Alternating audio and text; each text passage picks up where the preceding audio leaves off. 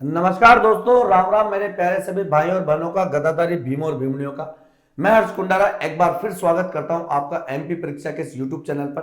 तो कैसे मेरे प्यारे भाइयों और बहनों, तो चलिए दोस्तों, आज मैं आपको एक मजेदार सवाल करवाता हूं, एक मजेदार चीज सिखाता हूं और बने रहिएगा मेरे साथ। और आज घटना घटाएगा दोस्तों, जुड़े रहिएगा। आज चूंकि कैलेंडर आपको सामने दिखाई दे रहा है बेटा, कैलेंडर में एक महत्वपूर्ण एक क्वेश्चन आता है बेटा। आपको बता दूं, रिपीटेशन ऑफ क्या?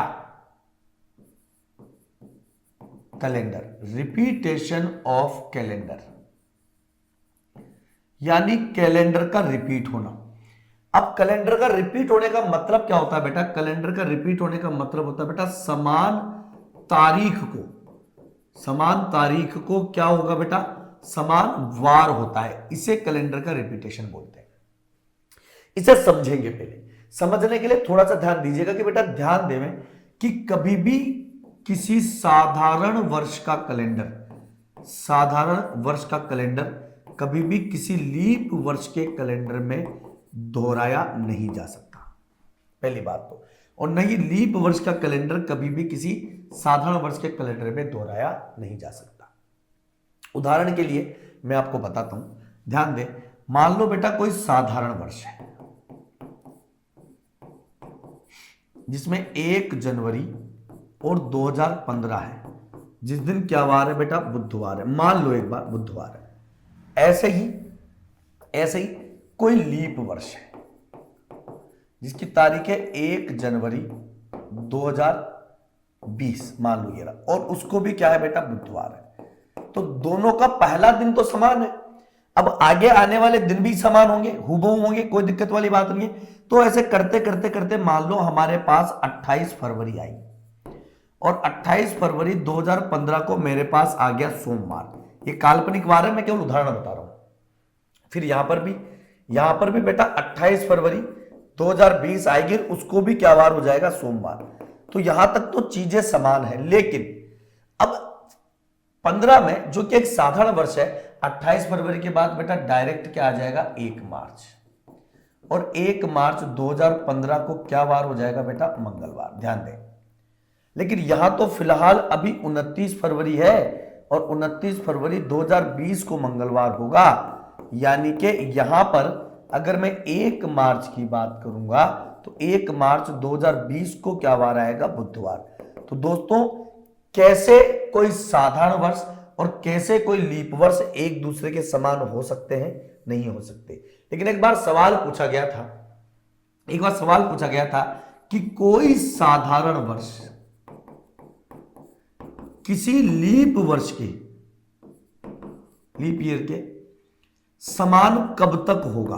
तो बेटा आपका आंसर होना चाहिए 28 फरवरी तक। बस 28 फरवरी तक समान हो सकता है, बाकी उसके बाद समान कभी भी नहीं होगा। यह बात ध्यान दीजिए। अब सवाल किस तरीके से पूछा जाता है, पहले तो यह चेक करेंगे। देखो, आपको बोला जाए कि भैया एक बात बताएं, वर्ष 2013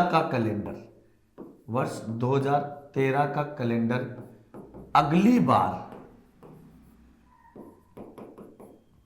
कब काम में लिया जाएगा?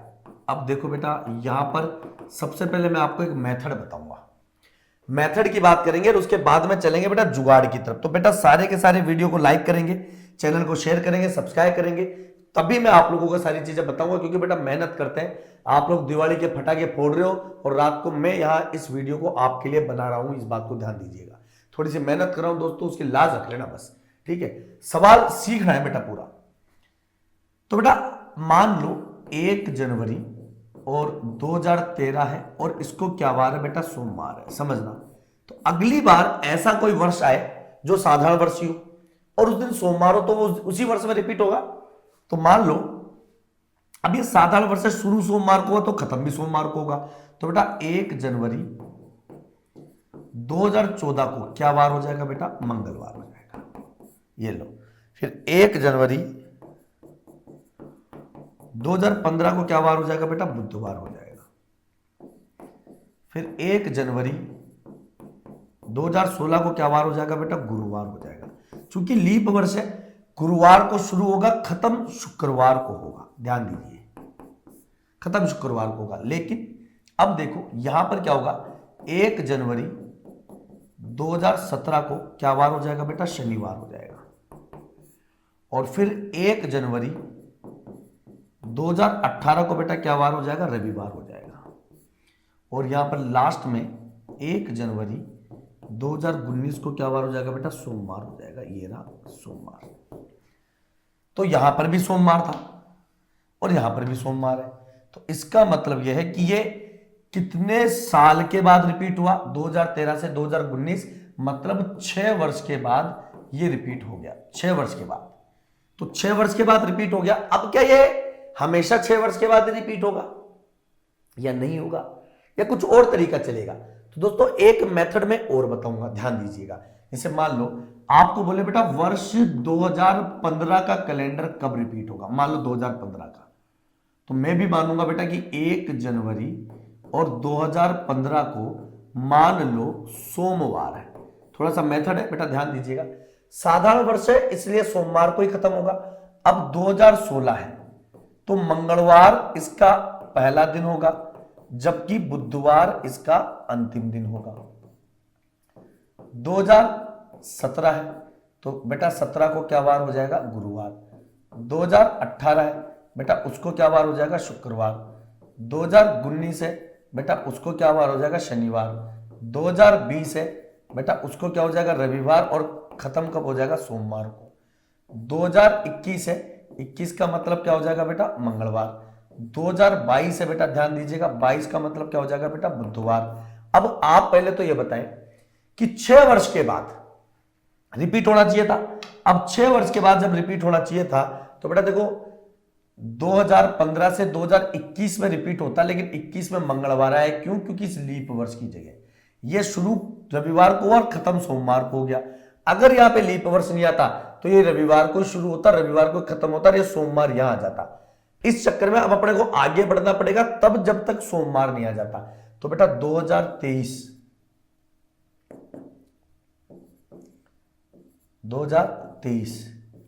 को क्या वार हो जाएगा, गुरुवार।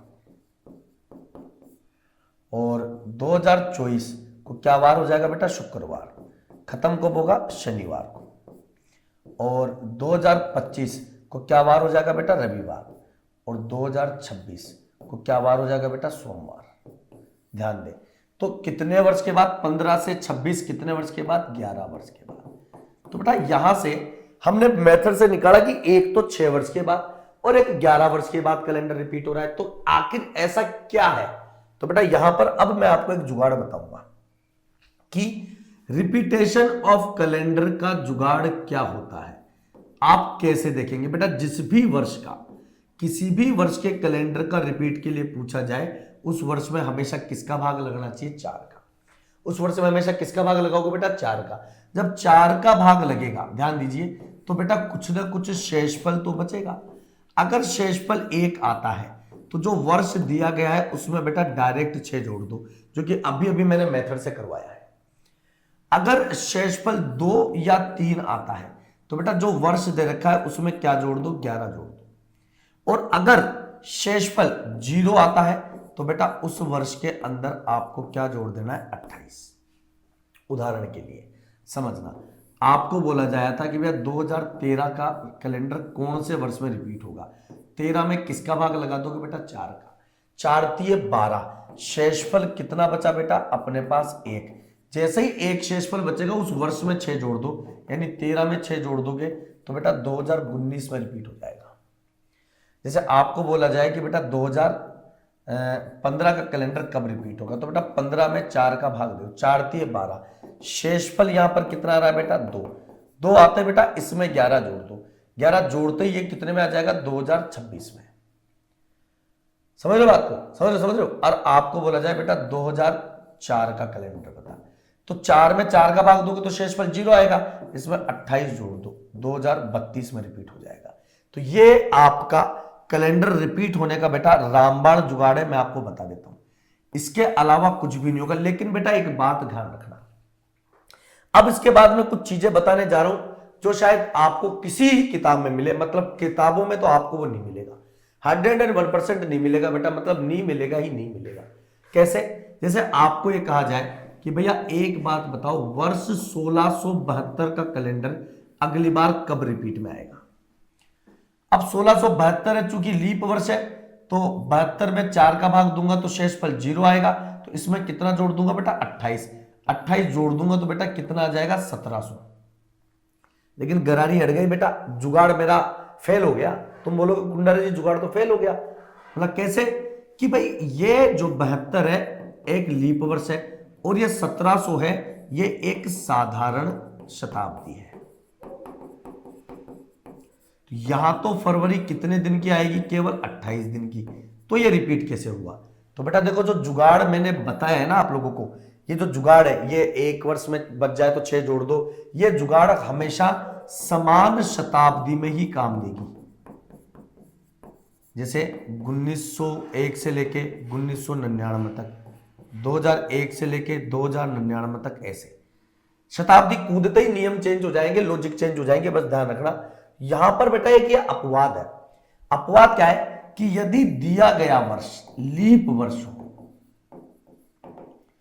और उसमें जुगाड़ के अनुसार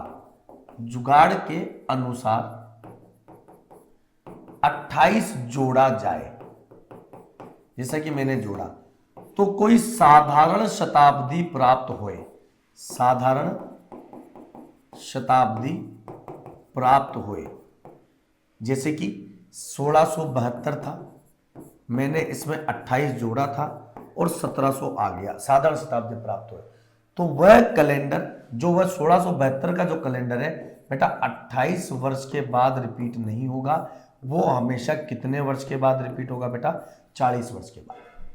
तो 1672 में आप 40 जोड़ दो, 2 11 1 1712 में ये कैलेंडर अपने आप रिपीट हो जाएगा। ये आपको आज जो मैंने बताया ये बेटा हर किताब में नहीं मिलेगा, चाहे आप खोज कर बता देना।